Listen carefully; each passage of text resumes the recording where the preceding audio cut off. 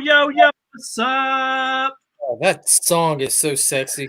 It's a lot better than the Outback opening we used to have. Yeah, it is. It makes my tip tingle. It makes me go from 6 to midnight. Little wee bit. It makes Little wee bit. I'm a pint area. Hello. Little bit, yeah. What's up, fuckers?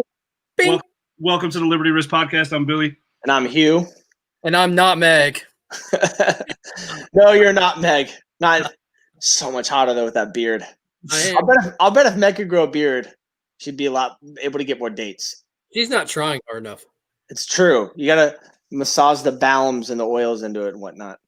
I'm Richard. Richard, thank you very much for joining us tonight. For those of you that are listening, Richard is joining us tonight because I have duties. Duty. I have a conference call in which I'm gonna, get chewed out and yelled at because I didn't get my paperwork in on time, while nobody else helped or did anything. So I have to go do that at 8, which is fun. What do you like? What did you just mix in there, Billy? It looked like sweet. It looked like sweet tea and Jameson. No, it was just Dr. Pepper And Jameson. No, all the Jameson's gone. I drank all that right from the bottle. How was y'all's New Year? That explains those eyes there, buddy. I know, right? My eye herpes. Yeah, what's going on with your ocular crabs? Oh yeah, so horrible. So I got diagnosed with ocular rosacea, which is pretty much like affects that. So a couple months ago, same thing happened. I had that chemical burn from that fucking shit company that I work for. But you don't anymore. You don't. No, I don't work there anymore because of this. I could have lost my fucking eyesight, which thank God I didn't. But now it's damaged my skin so bad that I pretty much get eczema around my fucking eyes. Oh, nice. Yeah. So that's awesome. It's terrible. It kind of sounds like you being a punk bitch. But. Yeah, pretty much. So what really happened was we were in Tijuana, and the donkey show went wrong, and he teababagged me, and it was horrible. I don't think the donkey show can ever go wrong. I think you can just participate in the improper fashion.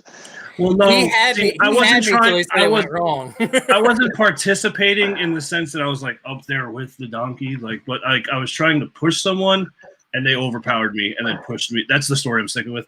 And they pushed me up there, and then the donkey teabagged by a Tijuana. Yeah, so these are just donkey nut bruises, is what it is. It's horrible. So Billy's ocular crabs aside, how was your guys' New Year's? Yeah, I mean, for my fucking what'd you do? Did you work? Smoke weed? No. You're a third world nation? Yeah. Yes. All of that. Yes. No, I was alone. I fucking I just sat. It was great. It was quiet. No one disturbed me, and I was able to consume all the fucking alcohol. Nice. Alone. Yes. Now you have to worry about whether or not your girls are siphoning it and putting water in it, right? Yeah, not yet. I mean, I think they're still young enough to be ignorant to not do that. If they do, I'll kick a hole through their chest and tell them not to fucking do stuff like that because it's bad. Because you're 9. Yeah. Fair enough. Richard, what about you, man? We hung out with some friends around a campfire and just chilled out and enjoyed it was warm down here, so I don't know what it was like up there, but it was very warm down here. So played some more. Did you guys get a lot of rain? We did after. Yeah, I got a ton of fucking rain. Because it's pretty much been raining here since fucking Christmas Eve. Yeah. It's like horrible. It was like the only time it broke was New Year's Day or New Year's Eve. So we played played Mortal Kombat and just basically sat down like a bunch of teenagers. Nice. And then we're like, oh, we probably should click over and see if the ball's dropping. And like on my eyes. Did you miss it? No, we caught like the last 15 seconds, which then you look around the room like, who am I going to kiss? So the only one there's the dog or your neighbor's squirrel. Well, luckily I don't have neighbors, so just my dog. Or your wife sits over the other room and she's watching like that's a bitch. Yeah, she's either listening or watching, and I'm in trouble. So it'll buff out. You remember that time you were a hero and served your country? Nope. He said, "Nope." I sure don't. I don't so much that I'm I forget sometimes. I really do. Like people are like, "Man, thanks for serving my country," and I'm like, "Did I though?" I mean, it's just a punk. Listen, man, all I did was see the same strippers you did last Saturday. Yeah. Like, come on, man. Yeah, I mean, I literally drank the same thing you did. I just drank it some months before you, and you heard the same music I heard. You just heard it some months before us. Yeah. So Bodies hit the floor. We watched I tell you what we did overseas. We were deployed. We were in the Seychelles over there on the east side of Africa. That place is fancy. I heard the war is splendid over there. Yeah, oh, it's amazing. It's fancy. If you want to shit out all your insides, just drink some of their water from the fountains. It makes Mexican water look like fucking like that nice expensive bottled water you see in like LA and Hollywood. Yeah, it's bad. It's real bad. Yeah. So all the guys were like, "Hey, let's go out." So I thought we were gonna go to like a club or a bar or something. We went to the movie theater and watched the third Matrix. So that's depressing. That's what I did serving my country, was watch the third Matrix. And we appreciate you. Yeah. Damn, Billy, even your eyes are a bitch. Damn. Wow. Danique was just like gross. I don't know if she means gross what like genuinely happened to my eyes, or if I went into the whole Tijuana story. Oh, she's definitely talking about your Tijuana thing, the Seychelles pooping, and the ocular herpes. Oh, definitely. Danique says, "I see what you did there, Justin." Oh, Danique's on it today. Yeah, she is.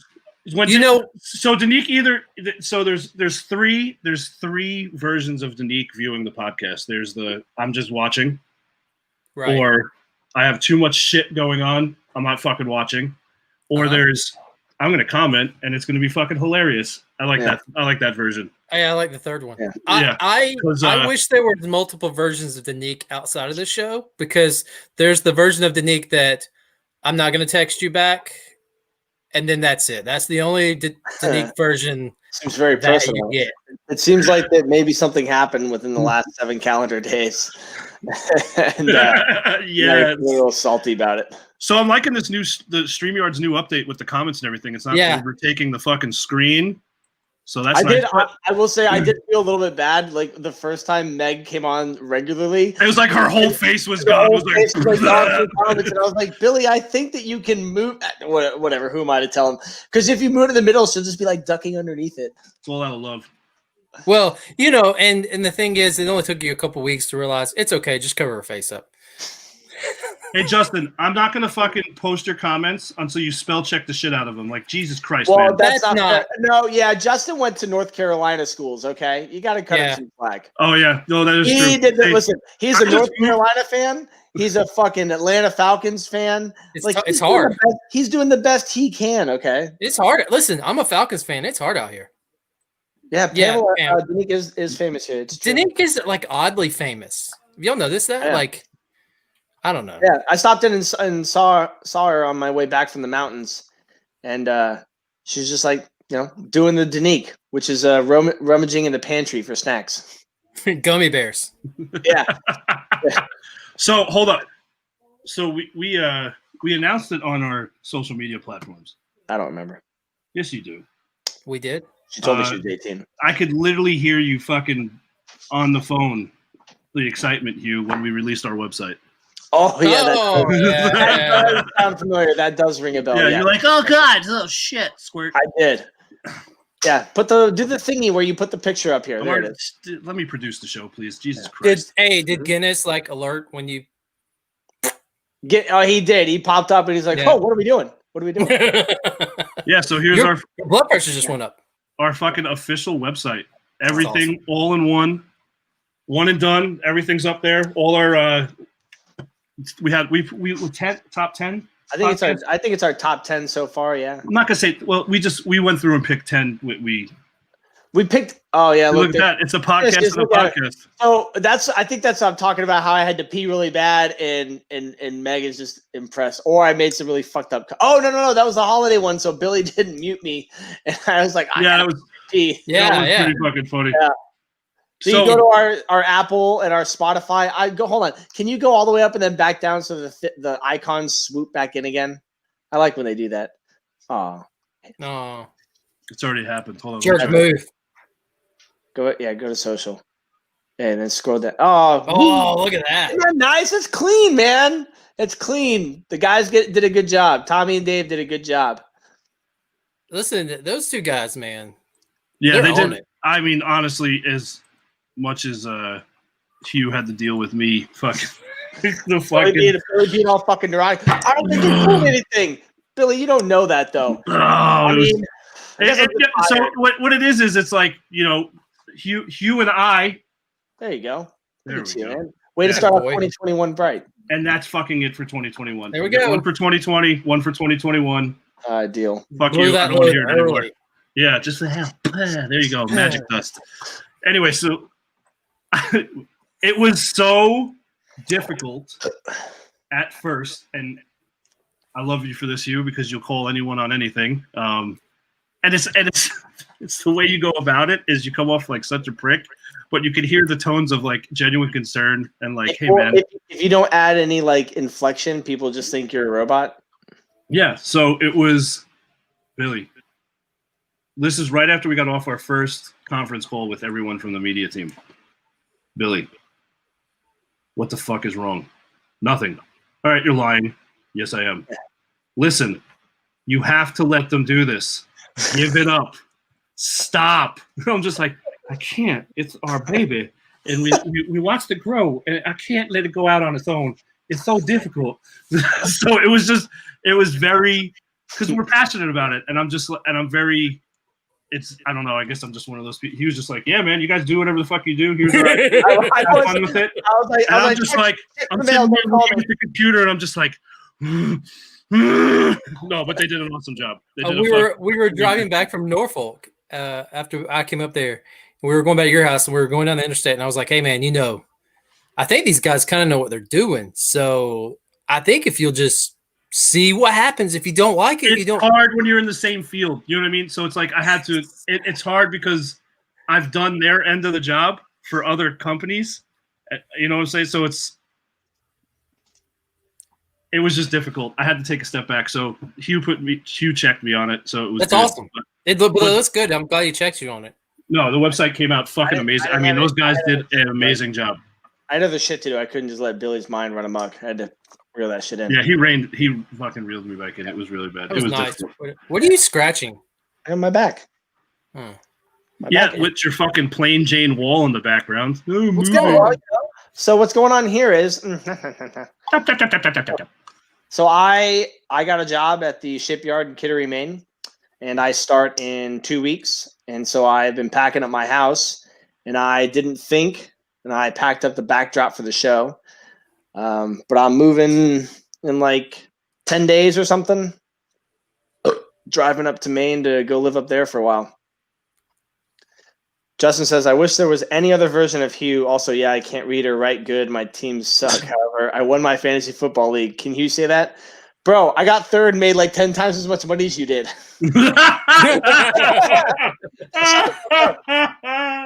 That's awesome. And I made like five lineup picks. Genie's not a single time, and Hugh's like, has he ever come off as a prick to anyone? Ever, not once. Oh, also, Genie, I outbid you on that thing in Baltimore Chive, so I won your flag. I am the one Highlander.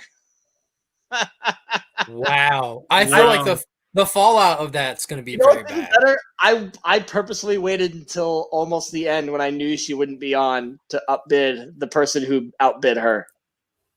I know. I'm so happy. I wanted to ask you guys, because I've been thinking about this. I had my fucking Comp and Pen 5-year update appointment the other day. Okay. Have you guys done one of those for your Well, having only filed a year ago, I'm going to go with no. Okay, so this I don't appreciate you rubbing this in my face. That you had it that I have filed a year ago, or that Billy's filed 5 years ago? I'm still waiting on mine to come back. How long ago did you file? A year ago. Oh, well, I filed mine right after I got off my last mob, though. See, this was my 5-year. I didn't wait any time. I filed immediately. Yeah, this was my 5-year update. If you're not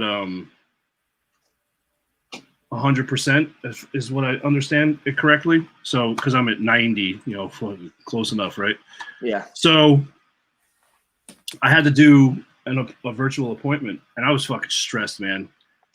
and all the shit you read online and all this other, and it's just I literally had to take a step back, and I'm like, I gotta stop reading these fucking posts on social media because everyone's fucking angry at the fucking world all the fucking time, and everything's hellfire and brimstone. I'm just gonna go in there and just fucking tell them what's going on and just go from there. That's what you're supposed to do. I'm not gonna lie. I'm not gonna sugarcoat the shit. This is how I am. So it's for my depression, anxiety, PTSD, all that stuff for that claim. The doctor was fucking awesome. So all the negative shit we hear about the VA, all the negative shit you hear about these appointments and stuff, the virtual appointment, so it was awesome. The appointment went amazing. Nice. He said he feels very confident that after our 2-hour virtual appointment. Whoa. That's a long one. Yeah, but it didn't feel like 2 hours because he was being very detailed and wanted to make sure he got all the notes correct. Then he actually read them back to me. Said, "Do you agree with this? Does this sound right? Is this the way you would like this put into the claim?" I couldn't ask for more than that. You know what I mean? Like, you're actually asking my fucking opinion. You give a shit that this is affecting my life. Thank you for that. So I just kind of wanted to say that because with all the bad stories about the VA and all that other shit, this was actually a pretty good outcome. So I'm just waiting, like you, Rich. I'll probably wind up here. He said this could take months to get a fucking kickback from it. But at least they back pay you. Yeah, which is nice. Cool. That's awesome. Absolutely. Especially since I'm trying to buy a fucking house this year. So you can take as long as you want and then slap that big fucking check right in my bank account. That'd be fucking great. But hopefully this pushes me to the 100% because remember all the dental shit that I was talking about. So then that's what I need because of my in-service dental injury because that claim is still in. And it was, the dental one, they flat out told me the VSO here, because we got a new VSO in my county. Jeannie, you're right. They are. Jeannie said docs like that are so rare, even outside the VA. You're so lucky. I do. I literally, with all the trouble I've had with the VA over the last 5 years, it was nice to have that one shining light for a change. With something, especially when it's one of those appointments that could legitimately affect my income and retirement. Because I'm medically retired. So at 15 years, I don't get, like, at 20 years, you get your retirement and then you get your VA. I don't get that. Mine is figured out between the two, and whatever one is higher, that's the one I get. Yeah. So that could affect my finances significantly. Yep. Significantly. Because the jump from 90 to 100 is like, I think, $1,800. $1,800 a month more. Or, excuse me. Or no, 1,300. Yeah, 12 or 1,300. Yeah. 1,300. 13. Yeah. So we talked about the other day. It's 13. Yeah, so that's what 20. That's a lot of money. Yeah, I think it's like at least $3,200 a month, up from like $1,830, depending on where you're at. Pamela says, Billy, reading about Q&P appointments online is like trying to diagnose yourself through Google and give yourself 3 days to live when all you have is a cold. Yeah. It was pretty good. Yeah. And it is Danique. And you know what, Danique? I actually, because I called Danique about this because I'm stressed out. And what happens to me is when my anxiety goes through the roof and I get stressed out, my mind goes completely fucking blank. And it's like all the stuff I know what to do, everything I know I need to do, who I need to talk to, what forms I need to figure out and file and all that shit. It's like it goes out the fuck, like I data dump it when my anxiety goes through the roof. I did talk to Danique about this, and she was just like, come on, you're fucking better than this is Danique. You're better than this. Figure this shit out. You know you can do it. And it took me a day. I sat back and I just went, okay, yeah, I got this shit. Everything got filed, so I'm just waiting to hear. But no, it is. I've always tried to, especially here with the Durham VA, which is literally, I think, in the top 5 busiest VAs in the United States. Oh, shit. Yeah. I've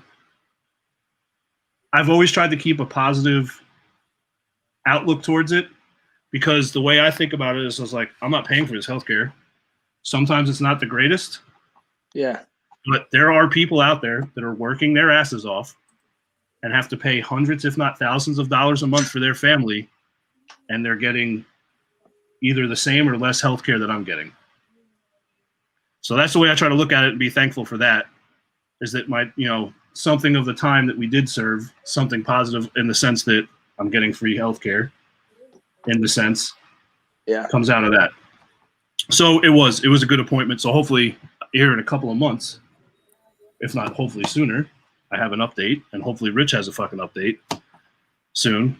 Because what's going on with your shit, Rich? You filed over a year ago, right?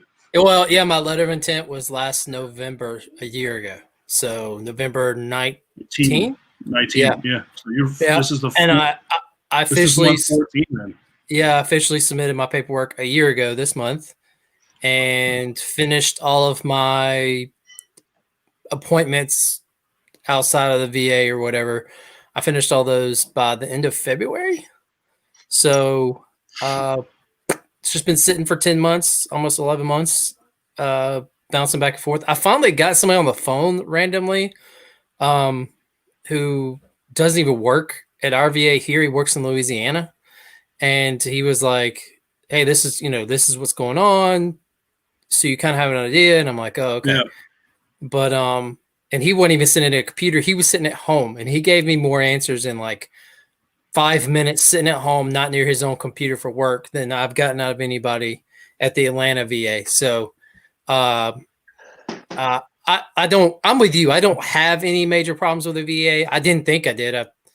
I've learned that I had very bad doctors, but I didn't learn that till after they were gone. Yeah.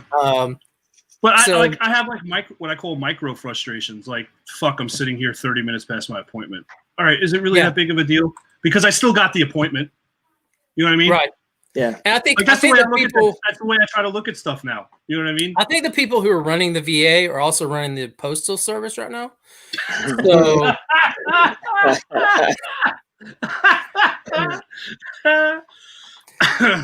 I thought my claim was going to come in before my package that I was waiting on.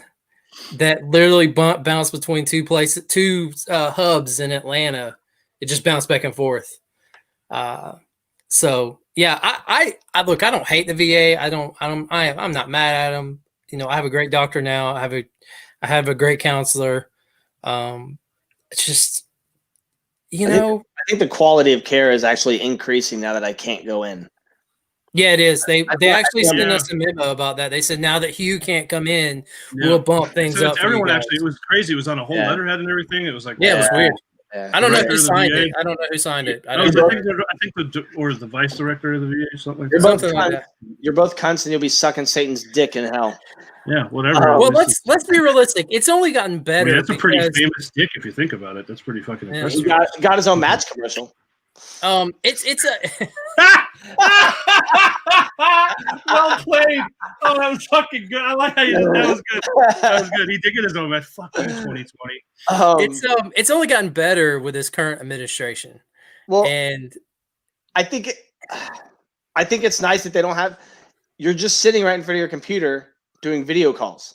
You're not going to the bathroom all the way at the end of the fucking hall and then running into all these fucking people to talk to and running to meetings. You're just, everything you're doing is at your fucking computer. You have one station, and you can mute your stuff. You can be in the meeting and texting or making toast or whatever the fuck it is that you're doing. So I've had more follow on since COVID than I did beforehand. And now all the follow on that I'm getting now is stuff that I was supposed to have, but yes, I think you just fell through the cracks. And I'm like, that's not something you're allowed to admit to, I don't think. Yeah, let's not admit that. I mean, we all know that, but but real quick to Jeannie. Jeannie says, I hope my claims don't take anywhere near as long, assuming I can make it the next 3 years and 9 months until 20. Don't wait until you retire to do your claim, Jeannie. When you're getting out of the military during a transition period, you should You can do it 180 days out now. You can start going to your evaluation. They'll, you tell them what you want to get seen for, and they'll schedule an appointment. It's part of your out processing. You're allowed to go to those. You're supposed to be going to those. Get with your command VSO. And then when you're done, like the next pay period should be a VA paycheck. It shouldn't even miss a fucking beat. No, that's what I did, Jeannie. So if you need, I could talk to you offline about that. I actually had a very good, getting retired at 15 years. I had a good transition from like you just mentioned, Hugh, from pay to pay, because I was also enrolling in college at the time when I was still living in Connecticut. I was enrolled at Eastern Connecticut State, so I had to make sure that I never, I always used tuition assistance while I was on active duty. I never did anything with the GI Bill, so I had a good VSO at my command that we got all our records. He made sure everything was in my records. There was a couple things missing. He reached out to my prior commands with me. I got all the medical shit put in there, and literally the next pay period, I had the paycheck there. So it was fucking. You just got to get with your command VSO and start hitting those appointments. Get everything. You stub your toe, go to medical, let them know. Oh, God. Every fucking thing documented. It sounds. Hold on. Let me add on to that. I hate fucking doing this, but I have to piggyback on that. When you go to medical, don't let medical turn you away. I've heard stories about going to medical while the boat is out, or when a Marine or when a corpsman with a Marine unit is doing clinic hours. If you're in medical, you better make sure they write it down. And if they want to tell you to leave, you say, yeah, cool. Write it down that you told me to leave when I came in here for such and such and gave me nothing. Have them write it down, even if you get nothing. Because going isn't enough anymore. Because now they're just I'll be the first to say it. I think there's a lot of people that are probably falsifying some medical records because they know they can make some fucking money. Jeannie said it right there. I'm with her. And I get it. It's a fraud. It's a slightly easy to fraudulent system. So if you're going to go to medical and you want to make these claims later, you need to be able to document it. And if you have the ability to go to medical and document it and they don't, you're not doing yourself any favors if you do actually develop something wrong with you. So you're your best advocate, even if you're uncomfortable speaking up, even if you're nervous or you're shy or what have you.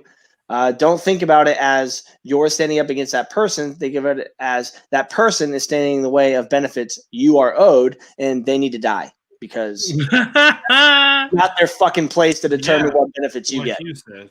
Yeah, there's a lot. Listen, there's a bunch of tools that can become weapons in every shop, and if you want to stand in the way of me getting what's owed to me, that's fine. I'll fucking go rumble in the jungle. I don't give a fuck. And let me say this, adverse to what Billy said. I had a terrible transition time, like awful. My command was awful. It's been well documented on this podcast how bad Goose Creek, South Carolina was. Oh yeah, fuck that. Wait, which base? Naval Weapons Station, Goose Creek. Oh, that's right. Yeah, in South Carolina, right? Yeah. Something like that. I want to make sure we're abundantly clear that Mayport and Goose Creek in Connecticut can all suck dick. Yeah, they are the 2021 Suck a Bag of Dicks winners this year. You know what they did? I was going to go on my 4-week leave, your 1 month leave at the very end. 3 weeks before I did that, they sent me to bearings class. I don't know what that is because I've only ever. Are you fucking you're serious? And I still have the coin. Jeannie's in the Air Force. That's not a real thing, so she doesn't know what bearings class is. So for those of us that don't know what you're saying, say it for the people in the back. Richard, Goose Creek sucked. Oh man, it sucked so bad. I didn't realize how bad it really sucked until. Isn't that, dude? That's got to be like the Army equivalent of going to Fort Hood and thinking you're gonna have a great time, and then like your phone all of a sudden gets the news. You turn on the VPN and all your local stations start coming in. You're like, oh my god, get out of here. Yeah, it's murdered how many people? And we can't find them for months. That alligator on the backside of the property stays so fat. Why is that? Seriously. What we told our MAs they can't go around the swamp area right now. Why is that? I don't know. Anyways, operations. That means dumping a body. I'm not gonna say that happened, but it happened. But I had such a shitty exit time. I didn't know about all these benefits. I didn't know anything. Like we straight up, my wife and I straight out struggled for years. Danique said earlier, it took you about time you filed your claim. Hell, I didn't know I could do that. I had no idea. Like nobody told me that. They were telling me how to be a better sailor, and all I could think was in 3 weeks I was going on leave. Yeah. So What is bearings class? bearings class. Military bearing. Oh, bearings, I thought it was like a mechanicals thing. No. No, it's No, military bearing. They teach you how to be a better sailor. They literally, it's like you were about to be promoted to civilian. It's where they send shit bags or to fuck with people. Yep, and that they sent. I probably was a shitbag only because I got tired of getting fucked with. So, Sure. Yeah, that's where I went. I didn't get all these, these. I got a DTEP, but it lasted, which is your separation class at the time. I don't know what y'all call this crap now. TGPS. Okay, well, y'all had that. Yeah, you had to. It's important. I mean, it's not important to know that it's TGPS, but apparently TAPS is now a funeral program. So if you were talking to newer sailors and you said you've done TAPS, or like as a reservist, like if I say, I've done TAPS 5 times, the new sailor might be like, we had to learn old traditions. They do too. So those little bastards. Yeah, I haven't felt so curmudgeoned in a while. That was bro. That hurt. Well played. Big SAT words. I love being a curmudgeon. It's literally the best thing ever. I love it. I was just so mad. And then I like to grow my beard out. I feel like I look like a child. Even at 37, I look like a child without a beard. So Billy likes being my friend when don't have a beard. He wants me to play some game. I don't know what that's about. Yeah. And board games in your underwear. Never mind. Okay. The game. And so I grew my beard out on that 1 month of leave. I went back to have my paperwork signed, and my chief made me go shave before she would sign my paperwork. The same bitch who sent me to bearings class. You didn't just be like, listen, I'm not shaving. Clearly that class didn't work. Just accept the fact that I won this round. So I went and grabbed an electric razor and shaved real quick because I knew where we stowed it in security. I would have. I wouldn't have done that. I was ready to go, bro. I was so ready to go. I just didn't care. I knew I could have grown it back. It didn't matter. I had a plan for my lieutenant. I had a question for her. I really needed to talk to her about, and I wanted to bury her. And so I needed to get through chief. So I shaved. It didn't matter. It meant nothing. I grew it right back. It comes and goes like the wind. I had a chief like that, and I had to get her. She had to sign 3 of my things on my checkout sheet, and I was like, "Fuck this! I'm not doing it." So I went to my CO. Just happened to see me walking around with the fucking paperwork. She's like, "You check it out?" I said, "Yes, ma'am." She was like, "Okay, cool. Let me sign it." That's all you need. She was like, "You're good to go. Just make sure you have your medical record, your service record, and your DD 214. Go over to personnel, and you're good to go." Yeah. So that was it. So I go, and the way they did it was you go and get your medical record, you check it out, they stamp it, then you go over to personnel, they take your service record, they take your checkout sheet when you go to personnel. As I'm leaving with my medical record, this chief was like, "MA1, where are you going?" I said, "Home." "No, you're not." "Yeah, I am." "No, you're not." "Yeah, I am." She goes, "Stand at attention when I'm talking to you." I was like, "No." Oh. Yeah. I went like this. Unless I went, "No, that's not happening." I was like, "You can go fuck yourself when I'm talking to you." And I literally turned the fuck away and walked around. I did this, and this was in the medical hospital, in front of the quarterdeck, in front of all these E2s, and I literally heard them go. They went.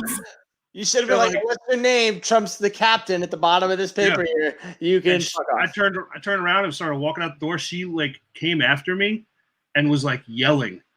And I just kept walking. I was like, I don't have to fucking listen to this. I left the building, follows me out to the parking lot. My buddy, another MA1, was like, "Rubino, you out?" And I was just like, "Yeah, man." I was like, "And this fucking whore won't fucking shut up."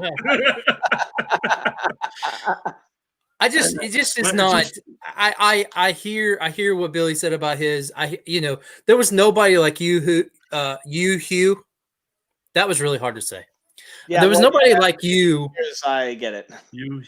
To say like, "Hey, you need to go do this. You need to go do that. Yeah. Like the only reason that I will probably end up with like any kind of physical claim down the road is because I wanted to carry my gun in a thigh holster and not a hip holster. So I went to medical and they said, oh yeah, it hurts your back if you wear that. So you can wear a thigh holster. Like that's the only reason I'm getting that. But I didn't know that at the time. Yeah. So I'm gonna benefit from that. But the reality is nobody tells you. You stump your toe, you go. Nobody said that. In my command, if you went, even on your day off, if you went at Goose Creek, you were a shit show. They would download you. You could not go on patrol. They'd stick you on a fucking desk. They didn't care if you stumped your toe, you had a cold, or if you just didn't feel good that day. And it was a day off and you felt great when you came back on. They didn't give a shit. They just downloaded you, made you look like shit, told everybody in the fucking command. And you saying that, and me talking about that, Chief, preempts the shit going on the Nimitz. Oh, yeah, the Nimitz. Which is piss poor fucking leadership and piss poor. There was no leadership. Well, exactly. That's why there was a chain of command. That's why the next highest person in all of the transcripts is a lieutenant. Yeah. So, it's fucking sad what happened. So why don't you tell everybody what happened? Because I think there's a lot of people who don't know. So, the kid pretty much. I'd have to pull. Let me get the letter. So a kid basically said, "I'm having fucking problems. I'm having mental health issues. I'm depressed. Needed to go to medical." Command said no. He went anyway. Got a diagnosis. Yeah, got a diagnosis of depression and PTSD and anxiety, and his like lieutenant was like, "When you're done at medical, get the fuck back here," and he didn't go. It was UA like 5 days or some shit like that. Because now hold up, was it on the Nimitz? It was on the Nimitz. No, right? No. The Nimitz is the other thing. The Nimitz. Yeah, sorry, that's my fault. That's my fault. I want to correct myself because the Nimitz is going back into the. Yeah, we'll talk. It's the Eisenhower that happened on Eisenhower. Yeah, sorry. We'll talk about the Nimitz. They're both aircraft carriers. I was close. Yeah. So the guy went UA, and the command was, or whomever in his leadership was like, "Get the fuck back here." And he's like, "No." He went, like I said, UA for like laying in bed or whatever, and now they're gonna discharge him, like failure to adapt or hardship. I think they got They initially got him for captain's mast on desertion. Yeah, and I think that they did discharge him, and I think they got that overturned to an honorable. No, they're working. It's general discharge with honorable conditions. Yeah. They're working they're going to fight after the new year to have it switched over to an honorable discharge or with medical conditions. Yeah. So the whole thing that fucking weirds me out about that is like the first person who was being talked about was a lieutenant. Like, this kid is brand new in the Navy. Where the fuck is his?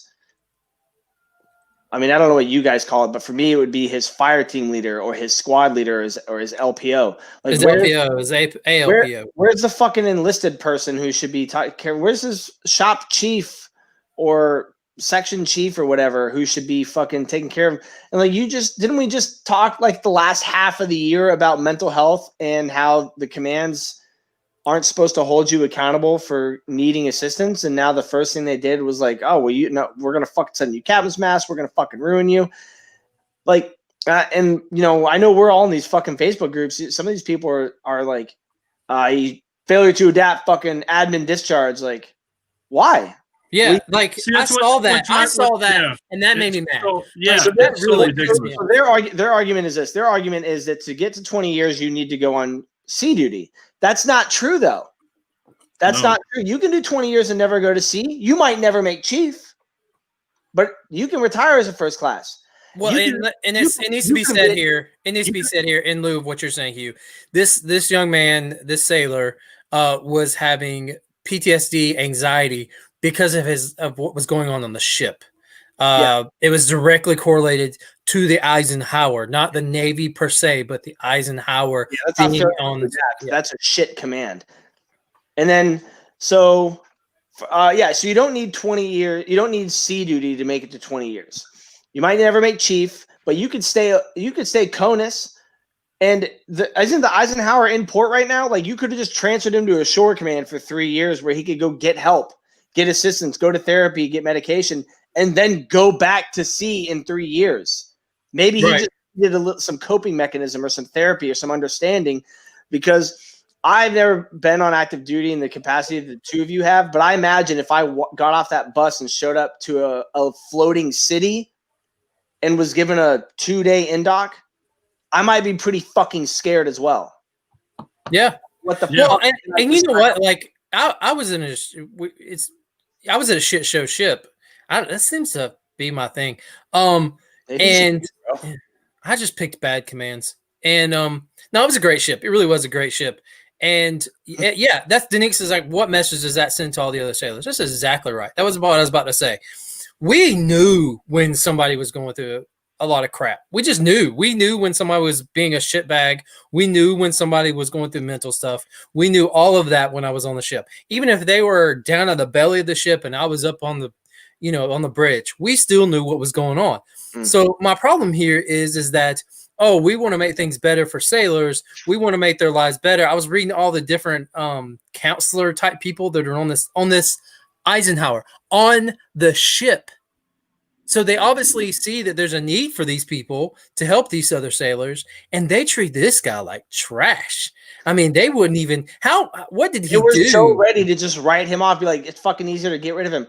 I think, and I don't know that a lot of people know that this part of the Navy exists, but the Navy has what's called FTS, full-time support, in which you're non-deployable. And most of the time, in my experience, what's that? Beach debt. That's what we called it. Beach debt. You stayed back. All the people that work at reserve centers are FTS personnel. They will do 20 years supporting Navy Reserve mobilizing personnel. Yep. Never go to sea. Good service members. Quality fucking service members. Some of them. But it is an option. It's not like, I mean, I've never been on a ship. Should I get a fucking discharge because I don't want to go to fucking Iraq again or Syria? Like, what if I only want to go to Africa or Guam? Is that going to be a problem? Because we would second guess your decision making as well.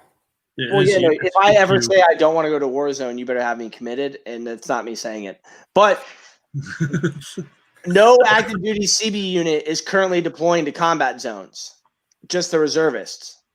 So if one of us shows up and we're like, hey, listen, we're having some fucking problems. Really? You're gonna say, hardship discharge? Because I had to go to the fucking command fair and stand there with my board that says I'm going to Syria, and every line was blacked out because you don't have clearance. And listen to all these people talk about how they're going to the Marshall Islands, the Solomons, Guam, Puerto Rico, Japan, Tinian, Palau, Peleliu. What the fuck do you all have to complain about? A fucking native came out and tried to shank you because their parents never introduced them to the white man before? That's it? That's like the extent of your fucking problems 6 months away from home? You know my deployment's a year, right? This kid just showed up and he's not even at sea, hasn't done fucking combat training, hasn't done a fucking drill or an exercise, but something is happening on that ship so badly that kid was like, I swear to God, I'm going to fucking kill myself. And the thing is, he was in a workup. He wasn't, they did deploy out to, in the Navy, all the battle groups, strike groups, whatever they call them. I don't even know what y'all call them anymore. You're probably got some strike groups, battle probably got some mamsy-pamsy name for them now, but rainbow groups. Yeah, I'm part of Rainbow Group 1. So you're with the Eisenhower. So they were out doing workups for deployment. So he went to sea. Everyone's making out like, oh, this kid got to the ship and he nutted up. No, this kid went to sea. If he nutted up in workups, imagine what he's going to be like when they're going through the Suez Canal and you can reach out and touch somebody that wants to kill you. Like, I don't think other branches of the military, unless you've been, on a ship or attached to the ship for a transit. I was a fucking helmsman for the fucking Suez transit when I was on the Way City. That is one of the most nerve-wracking 24 hours of my life, and that's one way. That's right. That's north to south, and then it's 24 hours south to north. and that is Right. general quarters, fucking high tempo fucking atmosphere. Like we're actively engaged the whole entire time, and you're watching, and you know this, Rich, and anyone else that's been on a ship and transited, done a med cruise, you're fucking watching literally the people who are trying to kill you up literally 300 yards away up on a fucking sand dune, armed up fucking dune buggies and trucks fucking following you, literally trying to egg you on to shoot first. Yep. Right. And if I don't want, this kid, listen, I don't want this kid on my ship. That 24-hour time frame. Right. Is enough. Forget the rest of it. Yeah. So it's what drives me nuts is what happens to so many sailors and this atmosphere that the military has. That's why I love our generation. People like, you, Rich, Hugh, women like Danique, Jeannie, Meg. Our generation of service members is the first true generation to really be like, to speak up on everything, because we're trying to process out that toxicity of just suck it up, buttercup. Everything will be okay. No, that's not. And then what it does is it amplifies these fucking goons who have some fucking rank and think they hold all this immense power over you. Like what that example, reason I told the story about that chief was because of that. Like, fuck you. Mm-hmm. You're another human being. You're not going to fuck you. Now, if I was still in and you need to talk, okay, you know what? Okay. I'll go along with it, whatever. We might have a talk about it after that. But when you're going to treat me like shit, just to treat me like shit, fuck you. Yeah. Maybe that's one of the reasons I didn't make chief, because I was that person. There's no place for that, regardless of the situation. Is for you to start snapping off it. No, it's there's one thing. It's one thing if you're talking to like a junior sailor who maybe kind of forgot the decorum or like who they were talking to or what the hierarchy is, but you're not exactly a fucking junior sailor. There's no reason to speak to people in that manner just because you feel that you're not being respected. You just drag. If you're gonna yell at somebody like that, drag them around the corner to where no one else can hear you. Yeah, right. Praise in public. You reprimand behind closed doors. Yeah. I would say this too, and I've thought about this. Like how can we, as Billy's called it, our generation, how can our group? I don't just jump on this podcast or jump on with other people and say, oh, we should be fighting. What I'm doing is, and this is what we all need to be doing, all of us veterans, is we need to be talking to these kids who are going in. We need to be talking to these sailors and these Marines and these soldiers and these airmen and coasties. I don't know what they call them, but we need to be tadpoles. We need to be talking to them. I tell every one of the kids around here who going in and they're like, you got any advice? I'm like, yeah, fight for you. Like fight for you. Yeah. First and foremost, fight for you and stand up for yourself. I don't care if you're an E1 or an E9, stand up for yourself. At the end of the day, no one forced you to do this. You signed up, and it's just a fucking job. Right. It's your job. It's not theirs. I tell these people all the time, a person's rank doesn't make them right. Being right makes them right. Exactly. So if you're gonna get yelled at and you're gonna get chewed out, and you know that you're right, stand up for yourself, because that person's going to lose it before you do, because they're not going to like being disrespected by you. But then they're going to have to go back to their community. And as soon as they start telling that story, if somebody knows that they fucked up, they're going to tell them that they fucked up. And then you go back to your community and you tell your people, they fucked up, I was right, and here's how I know. And hopefully that doesn't happen again. Hopefully the next guy doesn't get into that, or girl doesn't get into that argument. And let me say this happened to him. Let me say this and I'm not speaking for our whole group, but I tell these kids this because I know that the people who are in leadership now are the same ones that I was junior sailor. Hold on. They're not leaders. I just want to be clear about that. They're in leadership positions. Right. So they're in leadership positions. They're the ones wearing the khakis, the legit khakis, with the anchors. They're those people. And I know what those dickheads are. I know how they act. I know where they came from. So that's what I'm telling these kids that are getting in, and I'm telling junior sailors, look, you've got to fight for yourself because no one's going to, because these guys were too busy sucking dick to get where they're at that they don't even know how to fight for themselves, much less help you fight for yourself. So, and I'm calling out Perez. But anyways, let's move on. On. That's fucking great. You're right, man. It's fucking funny. I have these conversations with people that are like, they're like, oh, you know, well, so and so's the chief and whatnot. And I'm like, didn't so and so have like 3 sexual harassment complaints you all swept under the rug? Should you really be coming to their aid again? They're already made chief. Like, why don't you just let them fail under their own accord now? Why are we still having these conversations? You know what? I always commended. I had 3 sailors in my time in that, you know, when I was in a leadership position, I guess you could say. Know your place. That tick. No, but I had 3 sailors who just I commend the people that even give the military a try and then go like, I had one of them who came up to me. He's like, I can't do this. This is just not for me. What do I need to do? Like, I just can't.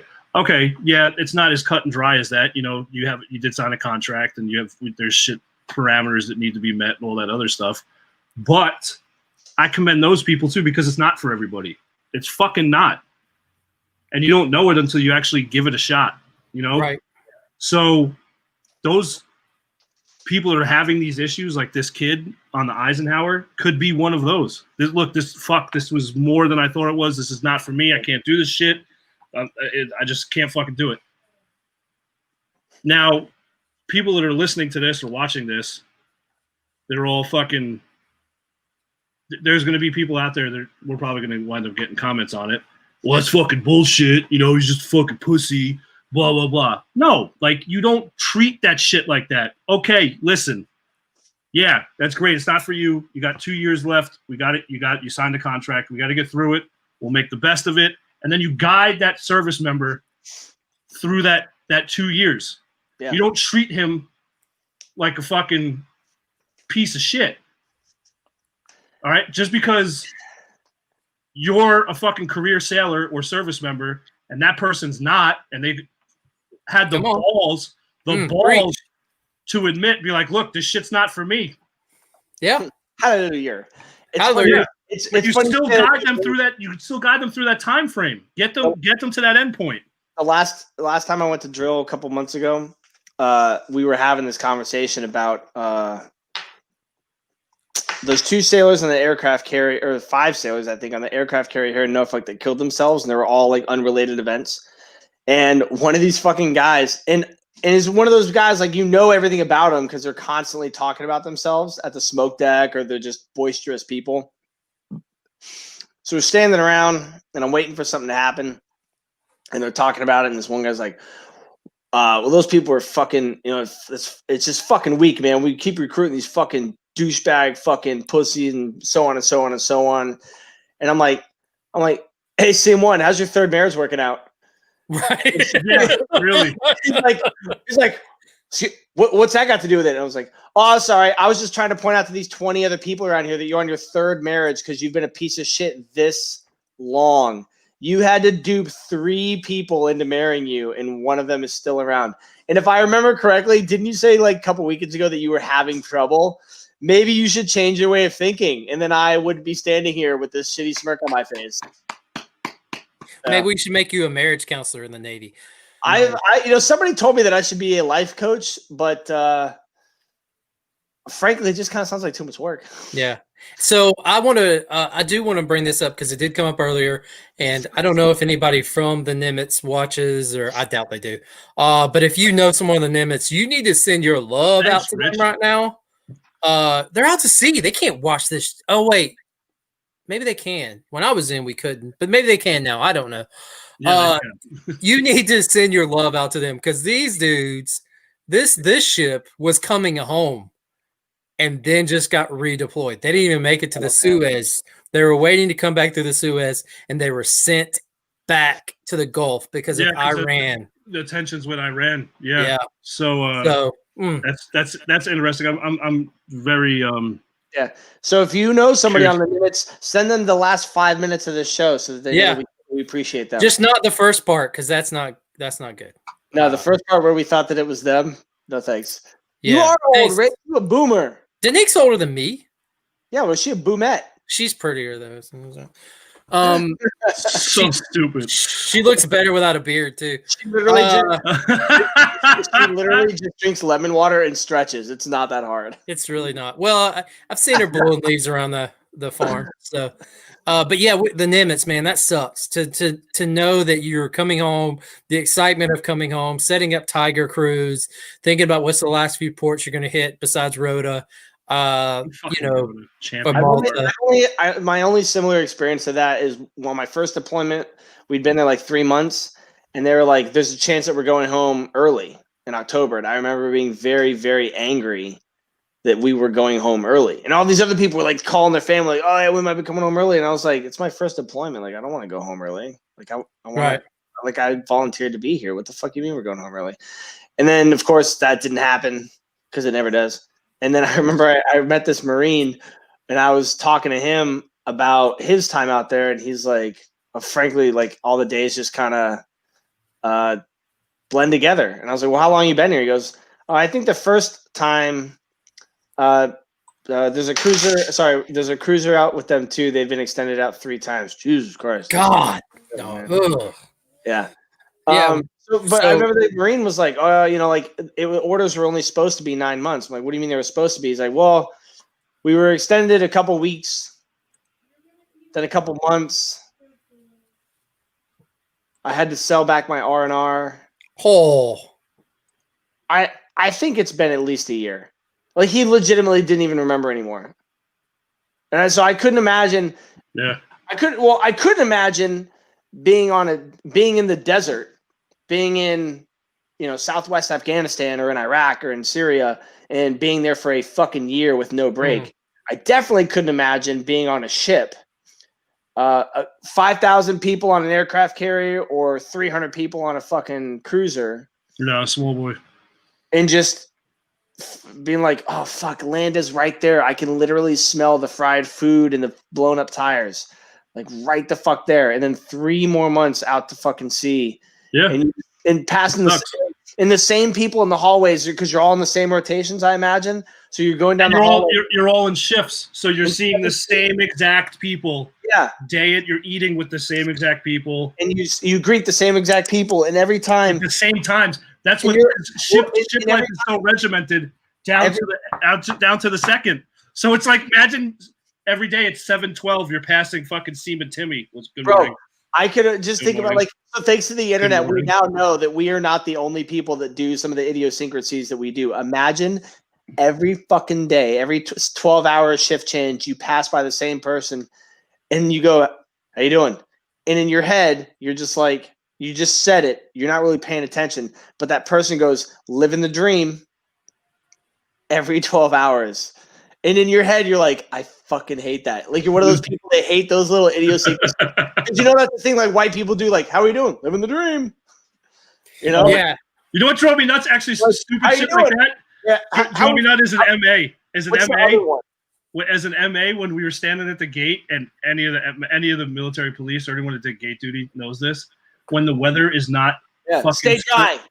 Oh my God. Yeah. When people would tell me to stage, this is before we had the stupid fucking scan, click, fucking scan your ID. When you actually have to physically grab it. Oh my God. If someone, I don't know how many times I got fucking chewed out because someone would be like, oh, just stay dry. And I take their fucking ID card and I launch it in their fucking vehicle. Yeah. Fing, yeah. I gotta get on the ship. You're holding up traffic. Move your fucking vehicle. See how many windows you can hit with that ping pong ball. 12 hours. Every 12 hours, you're passing by the same dude. "How you doing? Living the dream. How you doing? Living the dream. How you doing? Living the dream. How you doing? Living the dream." Groundhog's Day times a million.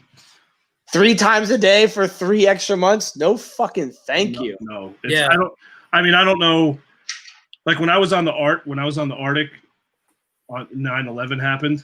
That's completely different. Like, we turned around for an extra 3 months, but that was 9/11. Right. Like our minds weren't like, oh, we just got to turn around because the U.S. flexed on Iran. You know what I mean? Right.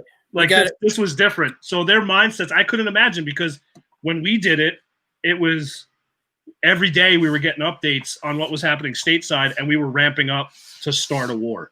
Right. So and that was different. This is because and this Iran could be that, and this could be that. We don't know. This could turn into that. The problem here is that Iran captured a South Korean ship, and as soon as they did that, the Nimitz turned around. Well, let me say this: the Nimitz turned around, and the cruiser, sorry, Miss Pena Thomas, and the cruiser turned around, and then they captured the South Korean ship. NPR gave it wrong today, but listen, this is a problem. We're living in a time where if a ship like this gets turned around, there's a reason. It was 9/11. There's a reason it's getting turned around right now. Yeah, so no, I agree, because when you turn around a carrier, yeah, it's tough though, because at the same time, I'm kind of like, just let them do it. Like, don't but like, that's nothing. Not for nothing, but I know that I got $600 in my bank account. But if I was an Egyptian, I would have got a shit ton more. So at some point, I got to be like, can we just like stop spending our money on other countries and also sending our warships to fight other people's wars? Like, unless there's direct aggression, capturing another ship is not direct aggression. That's just puddle pirating. But like, until you start killing one of them, can we just kind of be like, hey, just so you guys know, we're still here. Like, we're ready to play. We're just like warming them up. But in the same instance, like, I've seen it happen. Like, nothing sexier than a full air wing launching off a carrier ready to fuck shit up. Yeah, except for the people, and then there's the people. They're saying, you're like, they're all gonna die. But then there's the people on the flight deck being like 14 hours of maintenance, 17 hours. Yep. Didn't miss that one, 32 hours of maintenance. They're like this. Fuck you. Yeah. Fuck you. Fuck you. Yeah. Well, Billy and I talked about it earlier today. He's older than me, so that's why he was confused. Significantly older than me. Significantly. And he was confused by the ship. Nimitz and the cruiser, who I looked it up, I couldn't find it. Hey, we're with you. Stand strong. And remember, if you stump your toe, go see medical. Yeah. And remember, your leadership, they can't all be 10s. That's okay. That's right. It's important to try sometimes. Yeah. This has been a good show. It's been all right. Yeah, it wasn't too bad. He was moving. We got a new fucking website, libertyriskpodcast.com. Just saying. That's true. What was the site again? libertyriskpodcast.com. Oh, that's right. And if you go to libertyriskpodcast.com, you can check out all of our social media and our video content and listen to our episodes. What are they streaming on, Billy? What are they streaming on? Apple and Spotify, and you can find everything. You can find everything at libertyriskpodcast.com. Oh, well, you can find our Apple and our Spotify, which Liberty Risk Podcast. Because everything is on libertyriskpodcast.com. Well, that was fun to be a part of. It's just over there like, this episode is over. Why am I a part of it now? Yeah, he's like, I'm done. Click, bye. No, I'm good. I've been promoting it. Yeah. I've been promoting it at Geico. Like, I'm just telling people, hey, if you're bored, you need to go listen to this stuff. It's pretty cool. We've gotten some social media. You know, people have tagged us on social media. We try to get to them, and the last few months, we've gotten so many messages and stuff between all the social media outlets. So if we haven't reached out to you or we haven't acknowledged your post, it's not intentional. This is not a full-time job for us. We do have lives like everyone else on social media that is trying to make somewhat of an impact. With the angry, lengthy comments, some of them, right? I don't think they have jobs. Yeah, so some of the comments we do get is pretty fucking hilarious. Actually, it's comical. So even the angry ones we enjoy. So it's yeah. Great. But speaking of comments, those of you who know veteran companies or veteran-owned companies or veteran support companies that you think would be interested in coming on and telling us about their product, shooting the shit, having some beers, I will be. They can. They don't have to. Send them our way. We really appreciate it. Any resources we can get out there to fellow veterans, active duty members is always a good thing. We have a guest lined up for the next 2 weeks, but now I kind of feel like a piece of shit, Billy, because I talked to Meg. She's booked through March. Like, she's I'm pretty sure she's working on April and May already. Like, So we have no. Man. Listen, Hold if up. she applies half the energy to her segment as she tried to get me to provide to the main show, I think she might be over there just like booking them down. So we have 2 guests, right? We have a guest next week and the following week. So it's 2 guests. Yes. Okay, so she's booked through March, so it's only 3 guests. So Don't belittle her effort. She still has to go out there and communicate with them and find people. No, she's doing us. I fucking give Meg all the praise in the world. Don't you get one fucking. You're obligated to do that because she's from a different part of New York that's basically South Canada. Yeah. Facts. I don't think it's fair for us to say humble. I don't think it's fair for us to say she's got 3 guests because 2 of those guests are just 2 different versions of her personality. So I'll tell you what though, I would 100% be okay if she had 2 guests and then like a blow up doll that had like a sign on it that said Meg 2.0. Like for creativity's sake, I think that's a really phenomenal way of going about it. You know what I mean? Okay, I'm cutting this off right now. This is so absurd. Meg, I love you. You're great. Yeah. I'm proud of you. This is awesome. I'll send you the blow up sheep. You can use that. I can't. So. If you missed it at the end of the year on the 21st, I want to say, Hugh, was the 21st? Yep, was our last show for 2020. Yeah, fuck you, 2020.